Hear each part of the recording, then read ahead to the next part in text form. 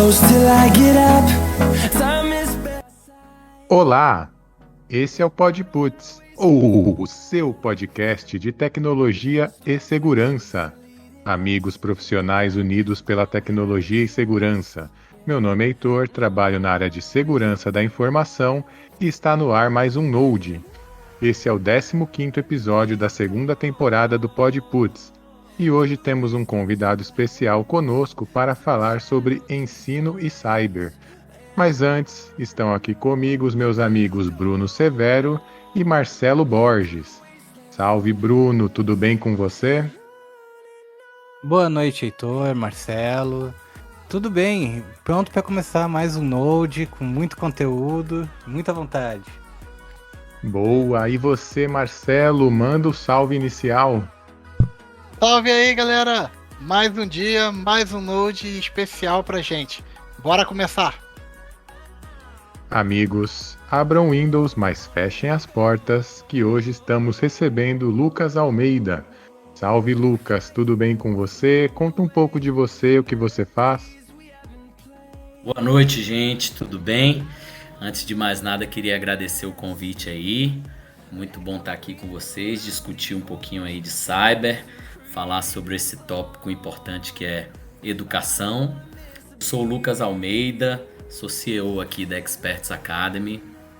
A Experts Academy é um centro de cursos online, onde a gente tem o foco principal na área de segurança da informação. E aí a gente tem alguns cursos que abordam aí esse tópico em diferentes frentes, e a gente também fala um pouquinho ali de temas ali translacionais, né? Temas que fazem ali a parte das margens que compõem ali e que ajudam a crescimento profissional do pessoal que busca ali a área de segurança da informação. Legal, Lucas, é bem bacana. Para começar, tem uma frase que diz: a segurança é sempre exagerada até que seja insuficiente. Só que aí já é tarde demais. Então, é um tema que tem que ser debatido, né? Tem que ser ensinado. Eu estou fazendo esse introito para te perguntar. Eu gostaria que você contasse para a gente quais são os principais desafios enfrentados pelas instituições de ensino ao tentar ensinar cybersecurity. Vamos lá, vamos lá. Na verdade, a ideia da Experts Academy surgiu justamente para vencer um desses desafios, né? Hoje a gente tem o desafio do investimento, que é muito grande aqui no Brasil, né? A gente tem as dificuldades econômicas, a gente tem dentro da área de segurança, além do desafio do investimento, o desafio de tempo, as jornadas que muitas vezes são exaustivas ali, a jornada que é exaustiva não só em relação ao tempo, mas também em relação ao psicológico, né? As pessoas ficam sobrecarregadas, a gente tem ali uma série de notícias frequentes sobre o aumento da incidência de burnout ali nos profissionais de segurança da informação. E a Experts Academy veio para romper ali alguns paradigmas, né? Primeiro, o paradigma da pós-graduação. Muitos profissionais da área de segurança, justamente por conta dessas jornadas ali, eles acabam abandonando as pós-graduações, porque elas têm uma jornada ali um pouco engessada, ainda é uma realidade, a jornada é engessada, uma grade engessada, e para você ter o certificado ali daquela competência que você adquiriu, você tem que cumprir uma série de módulos que muitas vezes você não tem interesse, algumas vezes você não tem tempo, algumas vezes você tem algum imprevisto, algum empecilho ali, alguma mudança de trajetória na sua carreira, e aí você não conclui essa trajetória ali da pós. E aí o que é que acontece? Você tem o seu tempo perdido, e não só o seu tempo, o investimento. E aí você não tem nem como comprovar, fica aquele vácuo no seu currículo e o seu investimento jogado por água abaixo. E aí essa é a primeira ideia da Experts, é que você tenha ali liberdade para você escolher exatamente o que você quer fazer, o que se encaixa na sua carreira naquele momento, e que você faça esse investimento de uma forma ali pontual, de uma forma ideal ali para o seu momento de carreira e fez o seu investimento de tempo, fez o seu investimento financeiro e você vai ter a comprovação e você vai poder escolher em que momento você vai querer uma nova habilidade. Isso não é novo, os cursos livres sempre existiram, só que muitas vezes os cursos livres eles eram ministrados, principalmente antes da pandemia, né? Em formato ali presencial, e aí é mais uma ruptura que a Experts trouxe, que também não é novidade, mas que a gente agregou, que é a questão do ensino online, né? O EAD focado. Então a gente une um pouquinho dessas coisas que eram já existentes, mas que estavam ali separadas, que estavam mescladas ali no mercado. E aí, você perguntou dos desafios do ensino da cybersecurity. Um dos desafios é justamente esse, conciliar com as agendas, né? Conciliar ali o tempo disponível dos profissionais para estar se especializando, para estar se aprimorando na carreira e trazer conteúdos que sejam interessantes também e que vão agregar de forma direta na carreira e não ser aquele blá blá blá e não ser aquele a rodeio que muitas vezes é feito. E nos cursos mais longos isso é bastante comum, que você acaba revendo ali uma série de conceitos que você já tem. E isso gera um desinteresse, é mais uma dificuldade. Além disso, tem a questão do investimento, né? O investimento é um grande desafio e muitas vezes os profissionais acabam contornando esse desafio pedindo ali o reembolso ali das empresas, né? Pedindo ali que as empresas auxiliem nisso. Que muitas vezes as empresas não querem auxiliar e o profissional acaba desistindo porque não quer investir do próprio bolso, né? Então é mais um paradigma que a gente tenta aqui romper, que é justamente investimentos que caibam no bolso dos profissionais. A gente quer um custo-benefício que seja adequado à necessidade ali de mercado. Pô, que massa, Lucas. Lucas, e uma dúvida sobre essa questão. Eu queria saber assim, vocês, como tu disse, vocês têm essa parte do EAD muito forte. E como é que é a percepção de vocês com relação a essa questão do EAD? O pessoal tem aceitado isso facilmente? Ainda há uma certa, vamos dizer assim, dificuldade do pessoal entender que o EAD também funciona? Ou que ainda preferem procurar ali um professor numa sala de aula normal? Então, a gente vive um momento de transição, né? Com a pandemia, o EAD virou a única alternativa, né? O EAD, tudo, a vida da gente mudou para o virtual, para o EAD, enfim. E o modelo ele foi bem aceito, ele expandiu, ele teve uma expansão. E como toda expansão desordenada, aconteceu também a queda de qualidade, infelizmente. Então a gente enfrenta ali uma série de cursos que são oferecidos.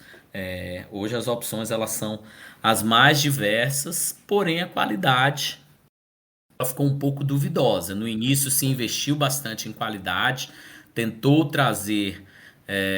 se trazer aqui para o online, né, a qualidade do presencial, já que era a única alternativa, porém essa qualidade ela foi caindo e aí novamente a gente caiu naquele preconceito que existia do EAD.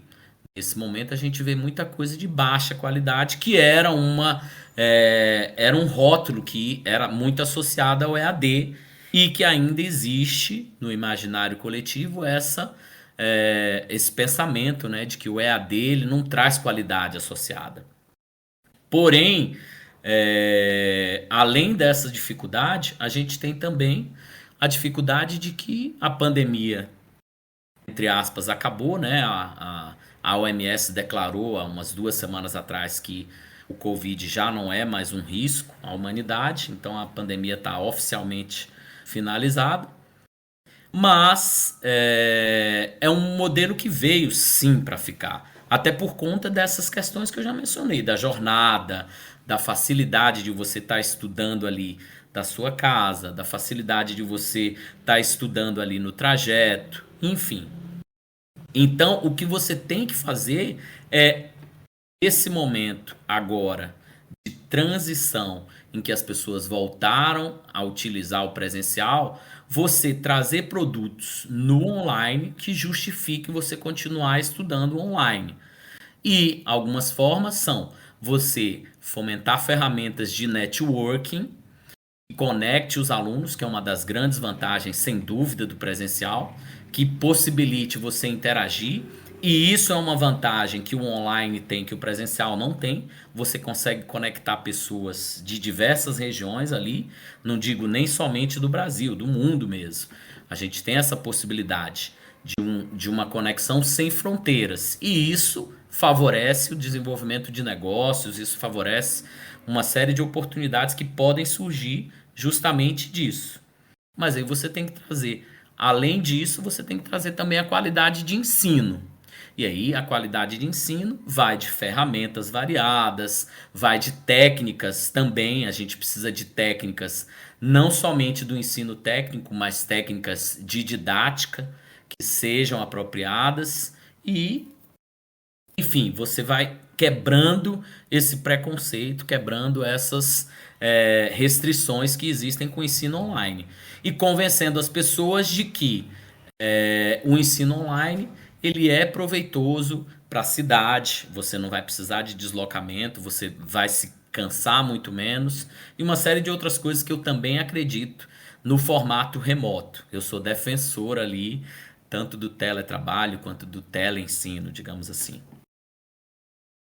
Lucas, você falou de pós. Eu, particularmente, já estou na minha sexta pós-graduação. Isso é porque as pessoas que atacam não param nunca, né? Então eu que tento defender também não posso parar.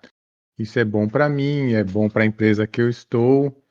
Aí falando da empresa, na sua opinião, como que as organizações podem incentivar os funcionários a se tornarem mais conscientes em relação à segurança cibernética? Ela consegue fazer alguma parceria com a instituição de ensino, algo do tipo? Sem dúvida, Heitor. Essa pergunta eu achei sensacional que você fez. E aí, falando um pouquinho da sua primeira colocação, que é a questão ali a questão justamente das pós-graduações, é super importante você ter um título de pós-graduação, mas hoje, em países como os Estados Unidos, por exemplo, não é exigido nem mais a graduação. Hoje vocês são profissionais de TI, vocês sabem que muitos profissionais eles são contratados e eles não precisam comprovar a graduação. Eles precisam comprovar ali a habilidade em estar lidando com determinada situação. Empresas como o Google, empresas como o Facebook já contratam profissionais sem graduação. Então, as pós-graduações elas vão nessa mesma seara. Nem toda pós-graduação ela vai estar capacitando o profissional como ele precisa. E aí, uma das estratégias da gente manter esse ensino contínuo dentro das empresas é justamente parceria com instituições. É você fazer um programa ali de educação continuada. Da mesma forma que existe um plano de cargos e salários, também precisa ser investido, principalmente em empresas que atuam no ramo de segurança da informação, como você mencionou. O atacante ele não para de estudar. Aliás, eu comparo os profissionais de segurança da informação com os atacantes ao Coiote e o Papaléguas. Não sei se é da época de vocês, eu sou old school, eu ainda era da época que acompanhava o desenho do Coiote e do Papaléguas. Sim. Só que, o que é que acontece? Nós somos o Coiote. Nós somos o Coiote. O Papaléguas é simplesmente o atacante, porque ele não tem nada a perder. E ele está o tempo inteiro buscando estratégias para estar desenvolvendo novas táticas. Então a gente precisa realmente estudar muito. A gente precisa se qualificar. Mas, associado a isso, a gente precisa de um ensino de base. A gente precisa também de uma educação digital em setores que não incluem somente o setor técnico, porque não adianta, a gente vai ficar mais para trás ainda se a gente não desenvolver uma cultura de educação digital voltada principalmente para a segurança. Questões básicas, quesitos básicos de segurança. E isso, infelizmente, a gente ainda não tem no Brasil. Eu acho muito assim que o preconceito que aconteceu com o EAD também eu acho que é uma falha de olhar para dentro de si mesmo. Porque muita gente não tem o hábito, igual você falou, de se preparar, de estudar, de ter aquela gana de correr atrás do exercício, de se melhorar. Aí junta isso com o fato que vinha as piadas de que eu aprendi por cursinho de correspondência. Porque que é os primeiros EADs que a gente tinha? Foi aqueles cursinhos de correspondência lá que vinha pelo Instituto Brasil, que você recebia. E aquilo pegou uma fama muito ruim. Então eu acho que quando isso passou pro EAD computacional, muita gente ainda olhou com aquele olhar de que era cursinho de correspondência, mas a pessoa não tem o hábito de procurar. Eu estudo por EAD desde 2008 e, cara, eu muitas vezes eu precisei me procurar assuntos além do que eu estava estudando, mas não porque os cursos eram deficientes, mas sim porque eu sabia que era importante na minha formação como profissional buscar algo além. A gente sempre bateu muito que a tecnologia só na faculdade, só isso não é o suficiente. Tem muito campo ainda para ser explorado e a faculdade eu considero, você começa a jogar mais alto, ponto de entrada. Então, o preconceito eu acho que veio muito disso da pessoa não saber correr atrás, não aprender a estudar por si só, não ter aquele pensamento crítico de se melhorar. Você concorda? Sem dúvida, Marcelo. A gente vive, na verdade, um momento bem difícil. Hoje em dia, as pessoas buscam relacionamento na internet. As pessoas buscam relacionamento na internet, as pessoas buscam trabalho na internet, as pessoas falam com os amigos pela internet e por que não estudar pela internet? Então, primeiro ponto é esse. Profissionais da área de TI, principalmente, a gente trabalha o tempo inteiro com ferramentas digitais. A gente trabalha na internet o tempo inteiro. As ameaças, os riscos, eles estão presentes na internet. E por que que o estudo não pode acontecer através das redes? Por que que o estudo nas redes é de má qualidade? E aí tem um ponto que você colocou que eu acho sensacional e que é preciso ser discutido. Eu sempre bato muito forte nesse ponto. O profissional ele não aprende só na sala de aula.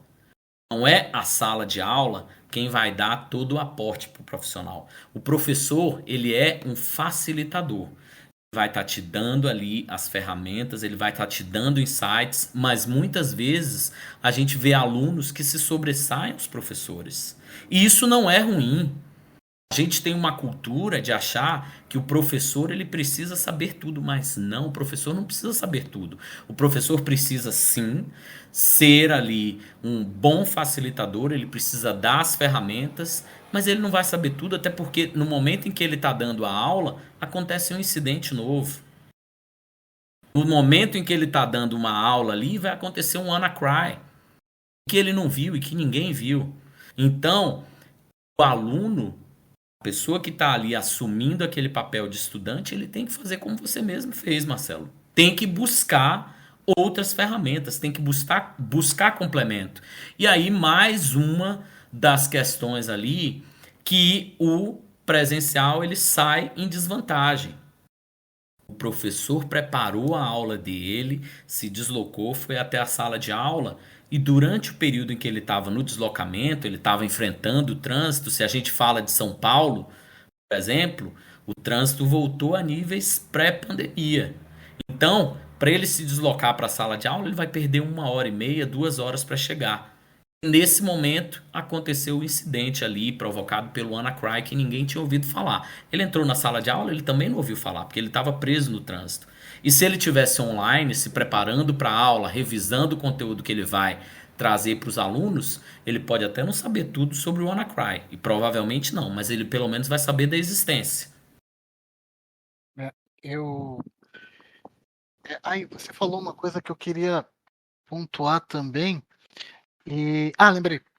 Eu acho que pra gente de tecnologia, pelo menos para mim migrar para o EAD foi muito simples.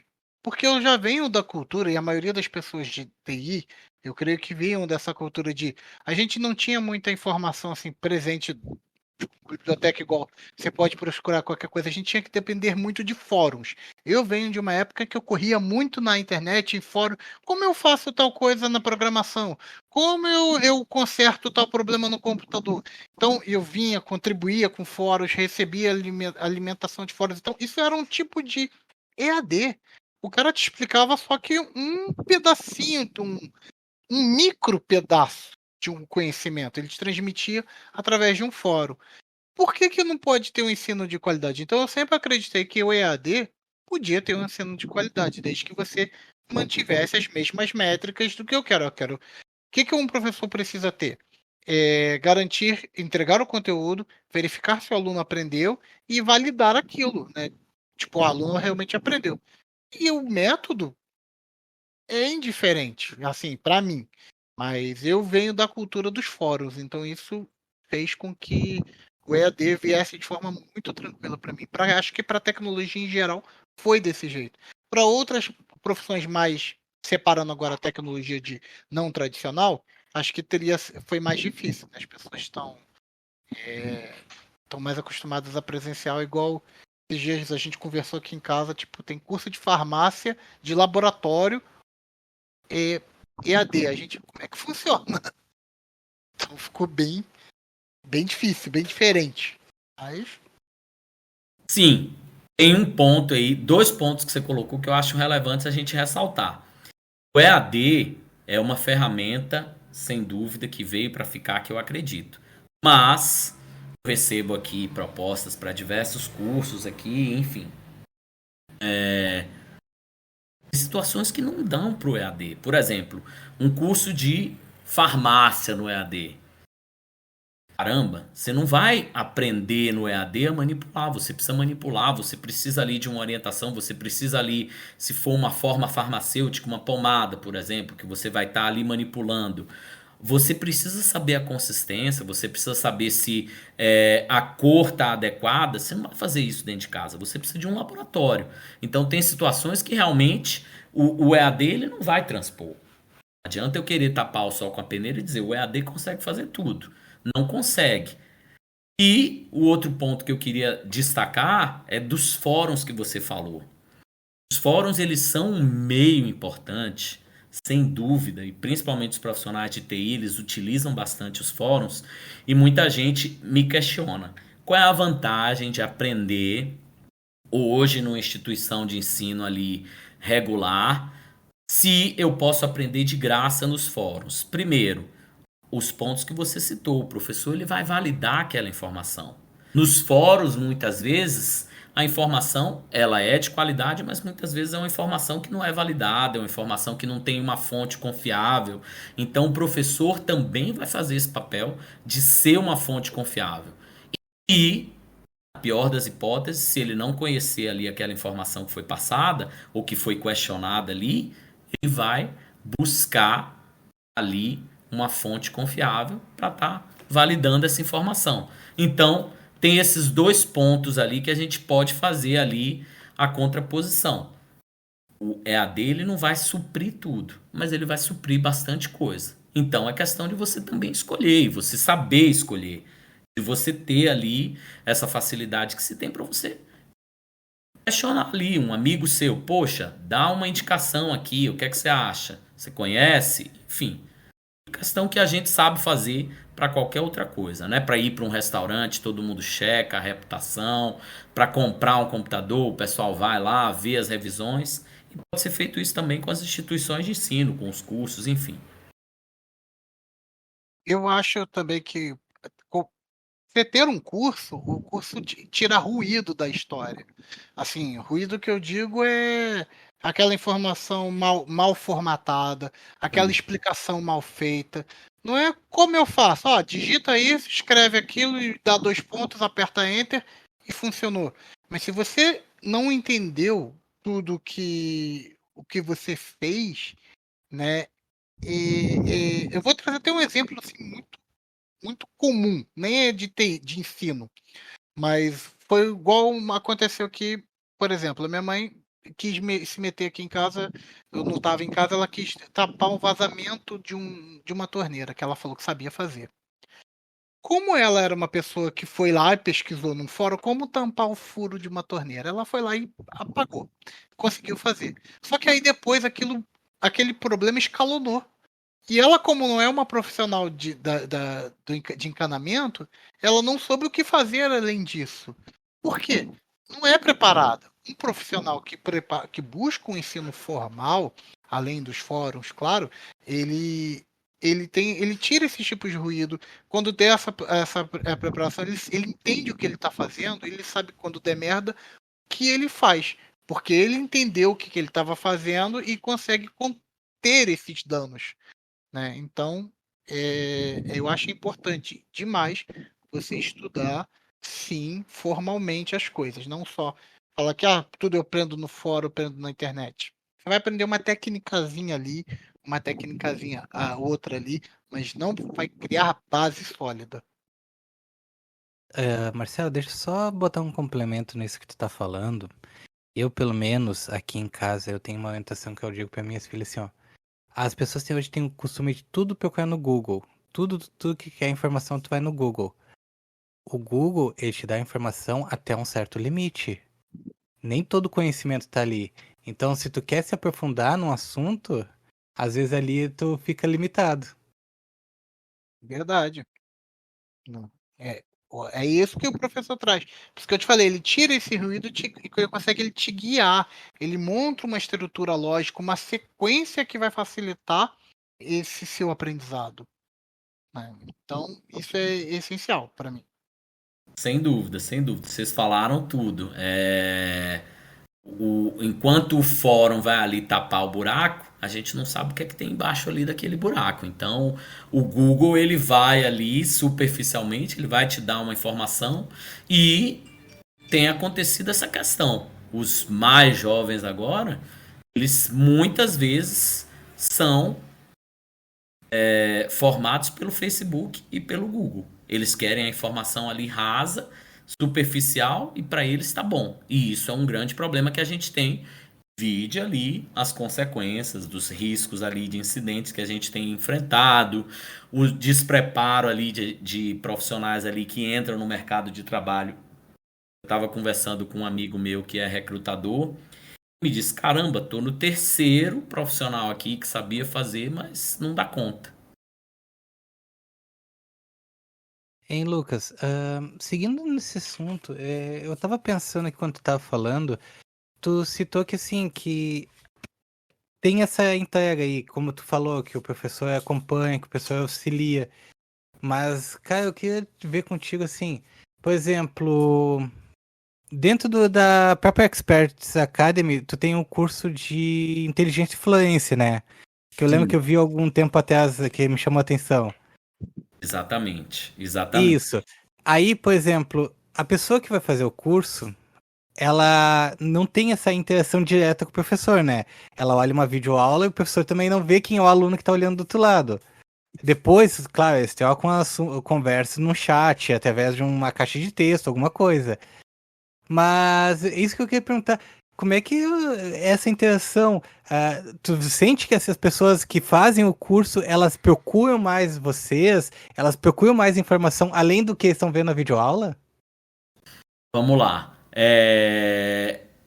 Essa é uma questão que eu privilegio na Experts, que é a interação ao vivo. Então, a maioria dos cursos nossos, eles são síncronos. Então, eles são ao vivo online.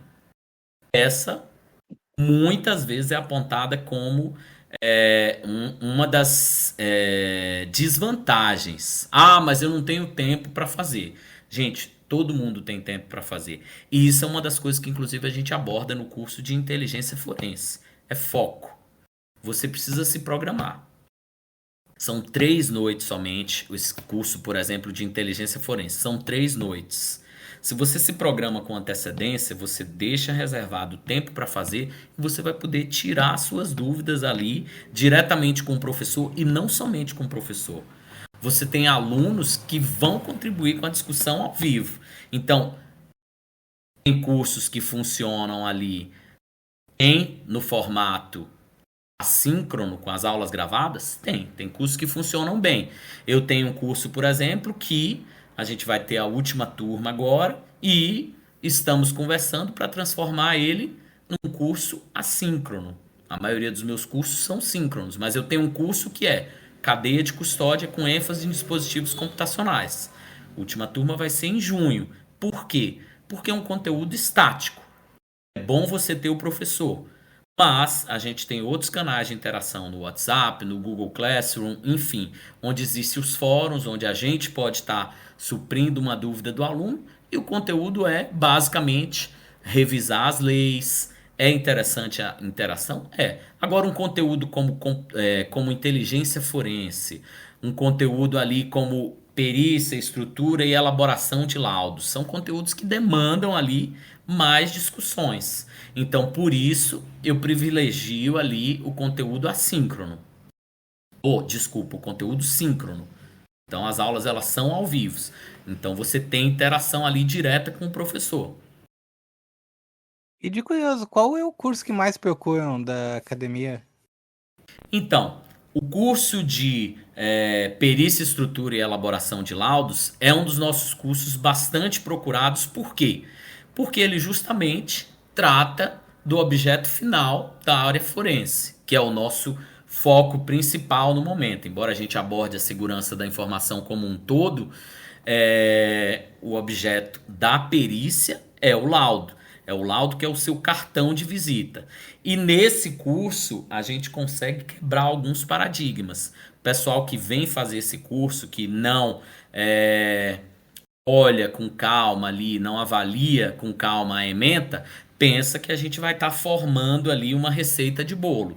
Você vai, escreve ali os quesitos, você coloca ali o seu nome, o seu logo e responde os quesitos e no final você dá as conclusões. E o curso é completamente diferente. O nosso objetivo é sair da receita de bolos. O objetivo é que você aprenda a estruturar o seu pensamento e que você perceba que a perícia, a área forense, é uma área super interessante e um dos motivos que torna ela interessante é justamente que ela não é a mesma coisa. Aliás, a área de segurança como um todo, você está sempre lidando com uma questão completamente diferente de um caso para outro.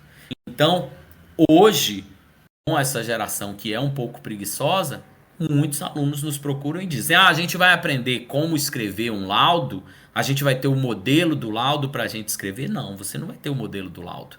Você vai aprender como estruturar a sua linha de pensamento, como estruturar ali a sua linha de condução do laudo para que você tenha um laudo que seja bem apresentado, para que não aconteça o incidente que aconteceu com o helicóptero do Covas, que simplesmente o perito pegou ali um laudo pronto, seguiu a orientação ali da chefia dele, do Instituto de Criminalística, e ele acabou sendo ali punido porque ele não observou coisas que precisam ser observadas no desenvolvimento da perícia.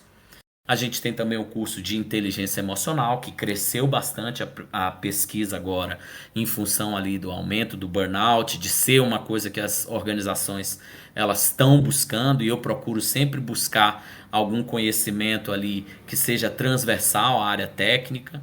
E a gente tem o curso de Volatility também, que é uma das ferramentas que está sempre aparecendo nas listas ali de resposta a incidentes, enfim, que também é bastante procurado.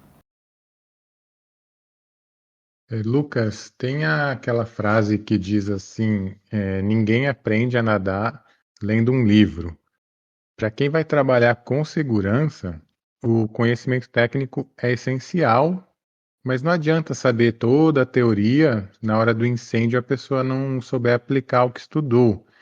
Aí, dito isso, eu te pergunto: qual o papel dos treinamentos práticos na formação de profissionais de cybersecurity ou de forense? E outra coisa, o aluno tendo o hardware, dá para fazer tudo online?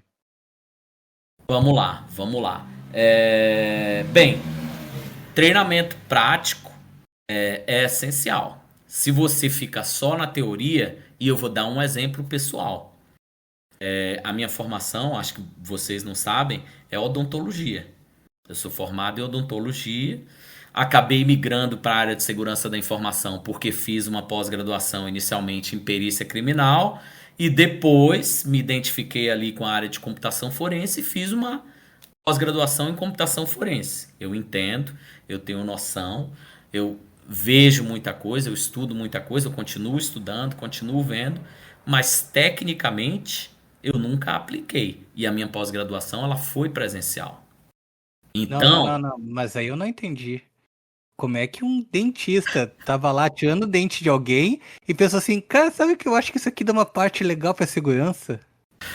pois é, então. Na verdade, eu fui migrando gradualmente. Primeiro, eu migrei para perícia criminal, justamente por causa da deodontologia, né? A possibilidade de atuação do dentista dentro da perícia criminal, né? Dentro da perícia forense na área odontológica. Porém, eu percebi o nicho ali, eu me interessei pelo nicho da computação forense, me interessei pelas possibilidades e por isso eu disse, deixa eu estudar isso, que eu quero atuar como isso. E acabei estudando e o meu interesse era realmente atuar com a área de computação forense, porque é uma área sensacional, uma área brilhante, cheia de oportunidades, é uma área intrigante, enfim. E só que aí justamente foi isso que aconteceu. A prática, ela é essencial. Embora eu tenha visto ferramentas práticas ali, embora eu tenha tido treinamentos bastante práticos, os meus professores todos eram peritos da Polícia Federal. Inclusive, foi um dos motivos de eu abrir a Experts por algumas dessas parcerias. Porém, eu não pratiquei, porque eu acabei me enveredando para a veia comercial e 3 anos se passaram que eu concluí a pós-graduação e se você não pratica, vocês são da área de TI e vocês sabem, você perde a mão, você não aplica aquele conhecimento, então você precisa o tempo inteiro estar se aprimorando, você precisa o tempo inteiro estar praticando e você precisa exercer. Então não adianta somente a prática, você precisa também exercer. Então os treinamentos definitivamente eles não podem ser somente teóricos, esse é um dos pontos. Você tem que ter laboratórios práticos, você tem que ter bootcamp e você tem que treinar, você tem que exercer. E você vai exercer na sua profissão. E você tendo conhecimento, aliando ali a sua profissão, tendo as ferramentas adequadas e você pondo em prática o que você aprendeu, aí você casa. O ensino ele não é isolado. Eu acho que vale a pena dizer que reforçar aquilo que a gente falou sobre buscar novos conhecimentos. Aprendeu o. Sei lá, por exemplo, aprendeu a escrever uma regra de firewall. Tenta escrever agora 2 regras. E se as regras forem, entre aspas, conflitantes? Se não forem, o que eu posso fazer? Como eu capturo o meu pacote? Cria uns micro desafios malucos na sua cabeça e vai embora. Vou escrever uma regra agora. Eu escrevi uma regra para www. E se eu quisesse fazer uma regra para e-mail? Como eu faria? Vai pesquisar isso. Se você não aprendeu no curso, se você não aprendeu em algum lugar, mas vai pesquisar isso. E se eu quisesse fazer agora para impedir o chat GPT, por exemplo, que talvez ninguém vai querer ensinar isso, mas tava lá, quero impedir o chat GPT de funcionar. Aprende isso, como é que faz? Vai criando esses tipos de desafio. Acho que é uma boa forma de se desenvolver. Exatamente. E você falou de um ponto essencial. Eu estou vendo muito mimimi ali sobre a inteligência artificial. Ah, vai tirar o emprego. Ah, vai criar vírus. Vai fazer isso, vai fazer aquilo. Ah, vai acabar com... Gente, não vai acabar com nada. A gente já teve a Revolução Industrial. Sobrevive quem se sobressair. Aí, não vai impedir. Não adianta chorar, não adianta reclamar. A inteligência artificial veio para ficar. Ah, mas e aí? Vai aumentar o trabalho do pessoal de segurança da informação. Já estão gerando malware ali, código malicioso pelo chat GPT, já estão isso, já estão aqui. Ah, já estão gerando ali ferramenta de defesa, já estão criando inteligência artificial.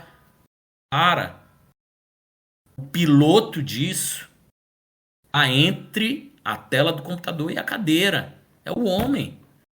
O homem que vai pilotar a inteligência artificial. Então, tá com medo da inteligência artificial? Vai aí, faz o que o Marcelo falou. Estuda, tenta criar uma regra, tenta barrar, tenta. Enfim, vai, quebra a cabeça. Faz uma engenharia reversa, enfim. Vai estudar o API ali do ChatGPT, das outras ferramentas que aconteceram. Outro dia vieram me perguntar, a gente tem um curso na Experts de Python. Ah, a maioria dos cursos de vocês é de perícia, mas para que vocês têm um curso de Python? Porra, a maioria das ferramentas na área de perícia, elas utilizam o Python. Então, se você sabe um pouco de programação, você pode tirar uma vantagem ali desse conhecimento a mais. É aquela questão, não ter preguiça, é ir descobrindo, é ir desenvolvendo ali métodos, desenvolvendo ali capacidades que muitas vezes você não viu num curso formal, mas que você tem plena capacidade e a gente acredita que um profissional que queira se diferenciar vai buscar essas capacidades para ter uma posição ali bem aceita ali no mercado, né?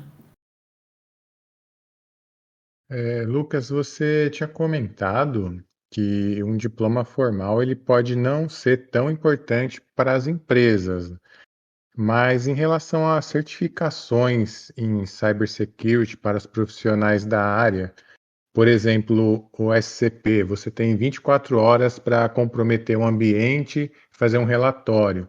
Esse tipo de certificação ele ainda tem muita relevância no mercado, né? Sim.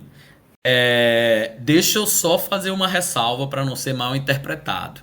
Eu não acho que as pós-graduações e que as graduações elas não são importantes. Eu acho que sim, são, elas têm relevância, mas que a gente tem que dar o devido peso. Não adianta você ter uma graduação se você não tem o conhecimento.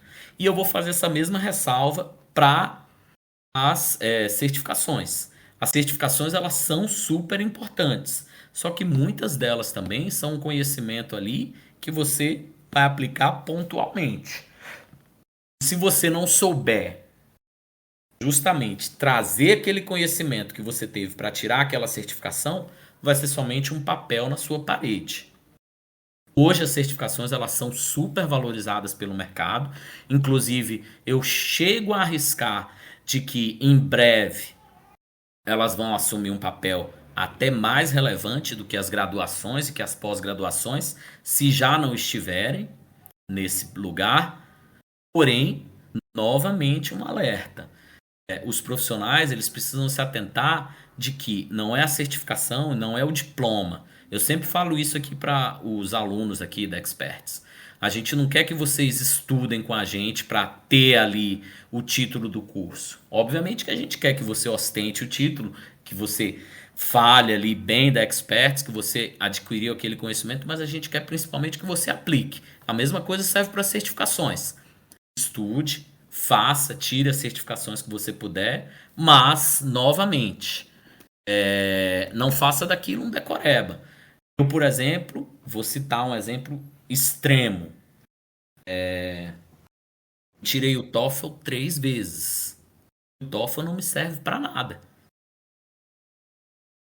O TOEFL eu amassei e joguei no lixo. A partir do momento em que se passaram 2 anos, o TOEFL tem um prazo de... Já faz algum tempo que eu fiz o último, não sei se eram 2 anos ou 1 ano.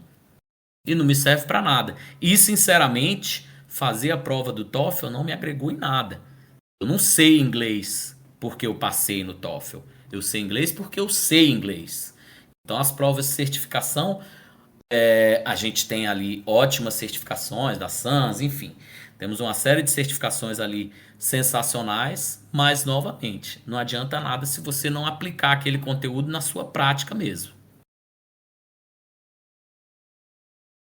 Ei, Lucas, ouvindo tu falar, cara, assim, sabe que eu, por exemplo, durante a pandemia, eu sempre tive a curiosidade de entender um pouco sobre a questão de outras áreas da TI. Aí eu até busquei uma certificação da área de Scrum, uma de DevOps, nunca usadas. Mas Cara, é exatamente isso que tu fala. Se tu não bota em prática, hoje, por exemplo, eu até tava pensando num conhecimento dessa área e fiquei pensando, eu tive que recuperar isso, eu tive que dar uma olhadinha ali num texto pra lembrar, porque a gente acaba deixando de lado, o cérebro apaga isso do banco de dados e, cara, é fatal, né? Mas, assim, aí eu tava te ouvindo e pensando junto. É, assim, desses cursos que tu tem, pelo que eu vi no site de você, assim, são muito ligados entre a parte de direito e tecnologia. Sim. O pessoal, assim, que procura ele é mais a parte de tecnologia, é mais a parte de direito, é equipes migrando de carreira. Você tem, assim, essa percepção de onde que vem essa demanda para vocês? Vamos lá. A gente tem o básico, é o pessoal de tecnologia e direito. Muita gente que já atua na área. A gente, como eu falei, a gente procura sempre buscar algum curso que vá agregar algo mais. Por exemplo, um curso de extração de dados em celulares. É para um profissional que já atua com perícia forense computacional para dispositivos ali computacionais, tipo desktop, laptop, enfim. E que quer expandir a atuação. Hoje a gente tem mais celular do que habitante no Brasil. Então eu busco trazer esses conhecimentos. Então, muitas vezes são profissionais que estão já inseridos na área que querem uma habilidade adicional. Porém, a gente tem também cursos de entrada aqui, como o curso, por exemplo, de criminalística e perícia forense. É um curso que vai justamente trazer um panorama para você do que é a área e das possibilidades de atuação. Já esse curso atrai bastante gente que está buscando ali uma migração de carreira, uma possibilidade de estar atuando ali de forma concomitante com a ação ali principal, justamente porque a área de perícia é uma área que permite, né? Tanto essa flexibilidade ali de horários e de, enfim, de escolha do que você vai atuar, quanto permite você conciliar duas carreiras ou ir fazendo uma transição de carreira gradual. Mas eu sempre alerto que, embora exista essa possibilidade, não é milagre. Isso é importante falar, porque diferente das outras áreas de segurança da informação, em que você já sabe, você já entende que você tem que trabalhar bastante para você se destacar, na área da perícia, infelizmente, existe a ilusão aí que o mercado plantou e que eu não compactuo de que é muito fácil você ganhar dinheiro e você trabalhar com total autonomia.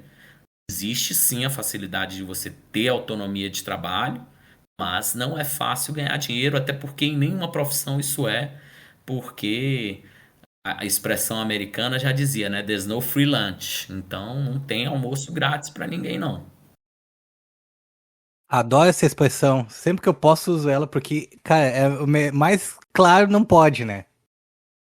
Exatamente, exatamente. Vem muita gente aqui e diz: Ah, eu quero fazer perícia porque um amigo meu me disse que dá para ganhar 30 mil. Eu digo, primeiro, para você ganhar 30 mil na perícia, você precisa ter uns 20 anos aí de atuação como perito judicial, você precisa ter muita sorte, você precisa ter muita regularidade sendo nomeado constantemente, então você vai precisar de uma carreira brilhante. Para você chegar nessa carreira brilhante, você vai precisar aprender muito, vai precisar ralar muito. Ou você faz um concurso para a Polícia Federal. O concurso para a Polícia Federal tem uma concorrência de 100 candidatos por vaga, a depender de que área você vai, a depender de que edital. Então você também vai precisar ralar muito. Então não pense que você vai enriquecer da noite para o dia fazendo um curso de criminalística e perícia forense. Ah, mas é o Elano, que foi o primeiro brasileiro a ser diretor da Interpol. Massa. Como que ele chegou nesse posto de primeiro diretor? Ele ralou para caralho. Lucas, uma das metas aqui desse nosso projeto do Podputs é trazer informação para os nossos ouvintes. Sim. Aí eu te pergunto, como que os profissionais aí de TI podem trabalhar com a comunidade para aumentar a conscientização sobre a importância, várias medidas básicas de segurança da informação que tem que ser feitas, né? Vamos lá. Essa é uma questão importante, é uma questão que precisa ser debatida. Eu acho que os profissionais de segurança da informação, fazendo uma crítica como um todo, eles às vezes eles são obtusos e eles se isolam. Eu sempre falo isso com os meus amigos, com os meus colegas, e embora eu não atue diretamente, eu, em determinado ponto, fui obtuso ali, por não contribuir com a questão ali da informação acessível. A gente tem que, e esse é um dos motivos de eu criar experts, é de trazer e fazer essa difusão de informação. Então a gente tem que fazer educação digital. A gente tem que fazer uma educação de base.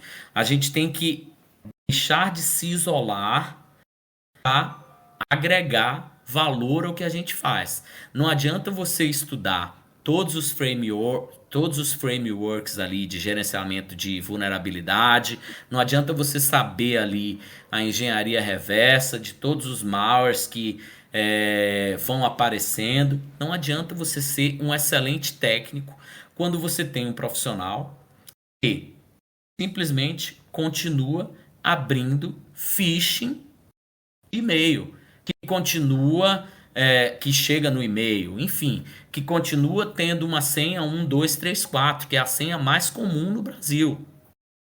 Então, o que a gente precisa é a gente se integrar com as equipes e a gente desenvolver uma cultura de educação digital de base. A gente precisa exigir ali dos nossos gestores que seja criada uma política de educação contínua, que seja revisada as políticas de segurança da empresa, que seja feito ali um trabalho contínuo e abranja todos os setores. Desde o setor ali da recepção. Ah, mas a recepção não precisa fazer. Precisa. Porque os Mas sistemas eles estão Lucas, integrados. deixa eu só te interromper, trazendo um panorama ainda um pouquinho maior nisso que tu tá falando. Como tu disse, hoje em dia tem mais celular no Brasil que brasileiro. E é absurdo essa estatística, mas é real. Mas, cara, assim, ó, o que muito se vê é que hoje em dia os jovens, adolescentes, têm celular, mas eles só ganham conhecimento do que é segurança, do risco que eles estão tendo ali se expondo no celular, quando eles começam o mercado de trabalho. Um pouco disso eu acho que já tinha que chegar na base ali, para eles começar a entender um pouco o que é essa segurança, porque hoje em dia não é só quem tá trabalhando que tá exposto. Qualquer um que tem um celular pode ser hackeado, pode ter sua vida exposta, algumas coisas que não se deve também. Sem dúvida, concordo com você. E um dos cursos que a gente tem aqui, inclusive, é de perigos digitais para crianças e adolescentes. É voltado para pais e gestores e educadores, sim, mas ele já vai minimizar um pouquinho esse impacto. Entendeu? Ele já vai conscientizar os pais e os educadores da necessidade de desde o início ali, desde muito cedo, informar aos filhos, informar aos estudantes sobre os riscos de não se expor na internet. Hoje as crianças cada vez mais cedo, mano, trocam nudes ali, os adolescentes, enfim. E muitas vezes com o próprio rosto estão se expondo a perigo. Hoje as crianças se expõem a jogos ali, como baleia azul, se expõem a uma série de riscos. Então, a educação digital ela precisa ser de base, ela precisava entrar na grade escolar. Na Escandinávia, a maioria dos países já tem na grade escolar disciplinas de ensino de educação digital. Aqui no Brasil precisa. Porém, a gente sabe que, por outro lado, a gente tem uma série de outros déficits aqui, né, na nossa educação, a própria educação em si. Então, essa é uma questão que precisava acontecer, mas, por outro lado, a gente tem ali uma série de barreiras também. Então, precisa se pensar numa solução ali de meio termo, no mínimo.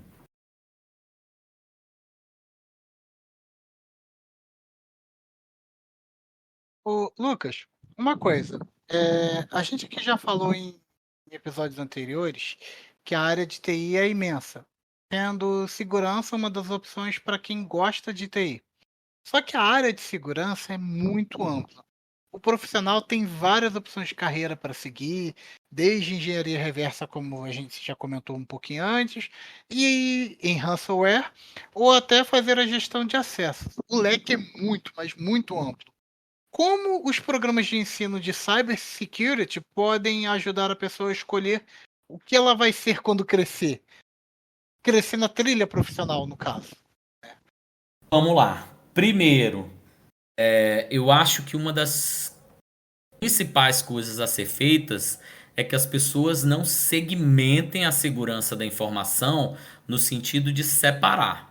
Sim, hoje a gente não pode considerar um bloco único, porque são áreas completamente diferentes, mas a gente tem que pensar que mesmo os profissionais da segurança da informação muitas vezes consideram a questão de gestão ali de acessos, a questão de ransomware, a questão de gerenciamento de vulnerabilidades, a questão forense como áreas completamente separadas.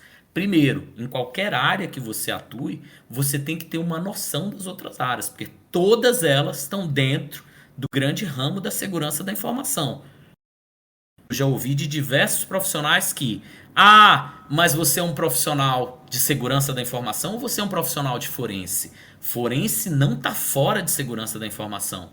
Forense é um ramo que está ali ainda dentro, mas que tem ali essa tendência que foi criada pelos próprios profissionais de se separar. Mas ainda é dentro. Então os profissionais ali de gerenciamento de vulnerabilidades, enfim, de resposta a incidentes, todos eles têm que, no mínimo, conhecer e entender que existem outras áreas. Esse é um dos pontos que precisa ser desenvolvido não só no ensino da cybersecurity, mas de todos os outros. O profissional de cybersecurity, falando aí disso que você mencionou, ele precisa diversificar um pouco a visão dele. Ele não pode ficar preso somente ao setor que ele vai atuar. Ele tem que entender que existem outros setores e como ele vai agregar conhecimentos de outros setores dentro da atuação dele.